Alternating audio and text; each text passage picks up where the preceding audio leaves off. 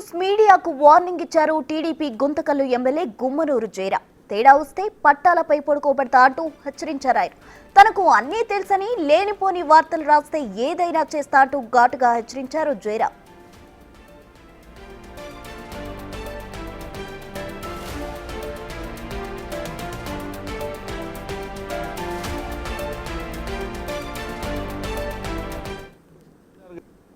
ఉందా క్వశ్చన్ ఉందా?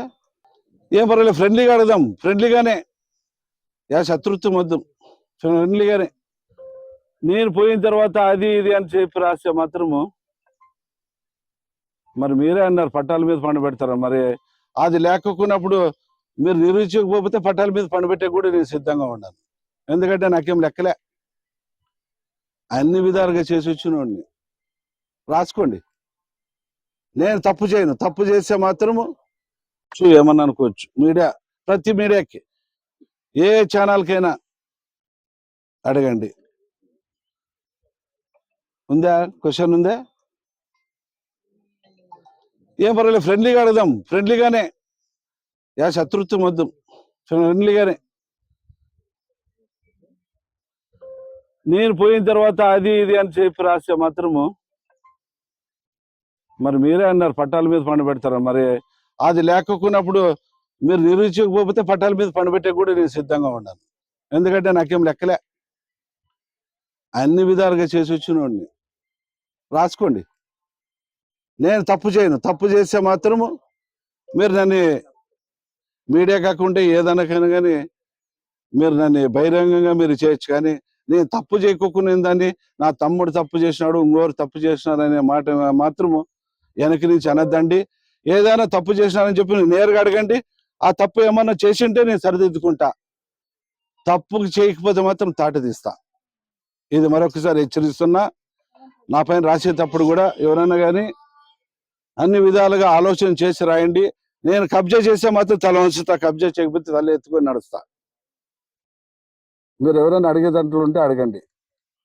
ఏమిది ధైర్యంగా చెప్తున్నాడు, కబ్జా చేసినాడా చేయలేదా, మరి ఎంతమందిని పట్టాల మీద పండబెట్టినారా అనేది న్యూస్లో వస్తుండదు.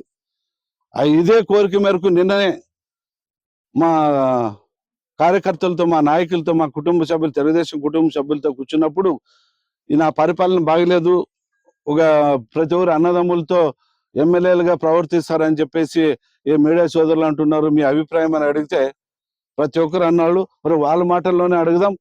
ఏమో బీజేపీ మన ఎన్డీఏ మన కూటమిలో మీరున్నారు.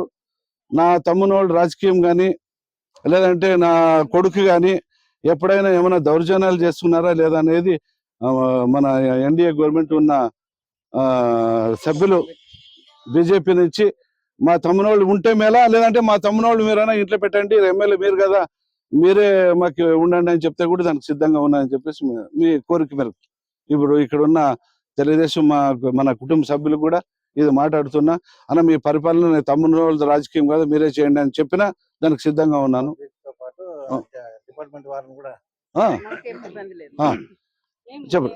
చెప్పండి మీరు మీడియాకి. ఇబ్బంది ఏం లేదు. మన గుంతకల్లో గుమ్మనూరు జయరాం అన్న గారు నిజంగా ఆయన వచ్చి 7 నెలలు అయింది.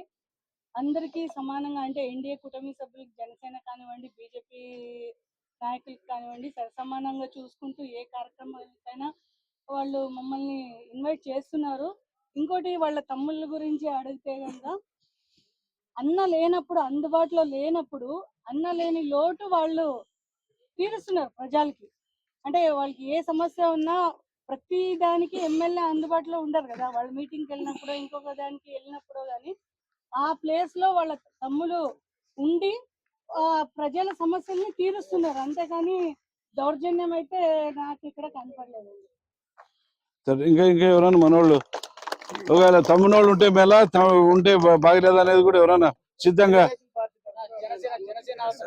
నమస్కారం. గుంతకల్ నియోజకవర్గంలో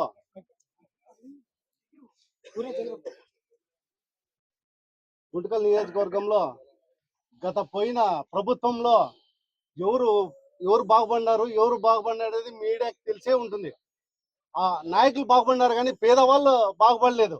ఇప్పుడు మాకు దేవుళ్ళలాగా మాకు గుమ్మనూరు జయరాం అన్న గారు వాళ్ళ బ్రదర్స్ వచ్చి ప్రతి ఒక్కరు పేదలు ఎక్కడున్నారో ఇక్కడ ఎంఆర్ఓ గారితో మాట్లాడటం కూడా జరిగింది. ఇంకా వచ్చింది 8 నెలలు అయింది. అప్పుడే వాళ్ళ మీద నిందలు మోపడము ఇది సరైనది కాదు. మీరు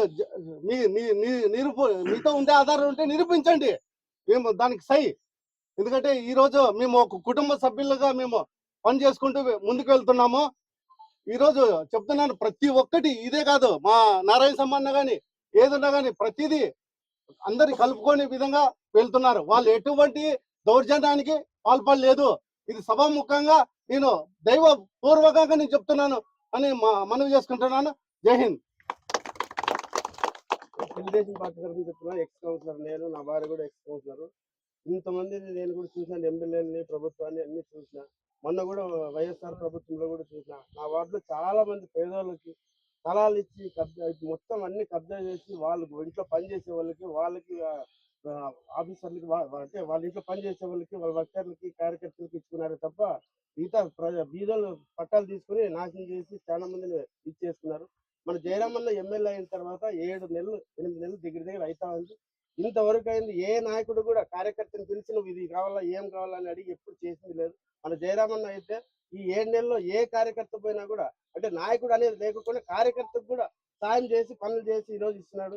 దౌర్జన్యం అది ఇది అంటే వాళ్ళు ఇంతవరకు దౌర్జన్యం ఎక్కడ చేసింది కూడా లేదు. ఊరిలో TV9 ఆన్ దాంట్లో దీంట్లో ఊరిలో ఇచ్చేస్తున్నారు తప్ప వాళ్ళకి వచ్చింది అంటే ప్రూఫ్ తో సహా వస్తే అన్న సవాల్ చేస్తున్నాడు, దానికి మీరు అంగీకరించాలి.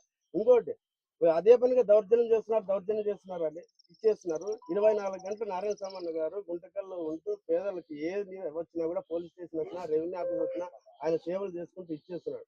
ఎమ్మెల్యే గారు ఏదైనా ఊరికి పోయినప్పుడు ఆయన ఉన్నప్పుడు ఉండి చేసి ఇచ్చేస్తా ఉన్నారు. మన గుంటకల్లో మాత్రం గిరిజనాలు అంటే ఎమ్మెల్యే గారు ఎవరు చేయలేదు. మా తెలుగుదేశం కుటుంబ సభ్యులంతా మేము ఇప్పుడు జయరామన్న ద్వారానే మేము బాగున్నామని మేము తెలియపడుతున్నాం.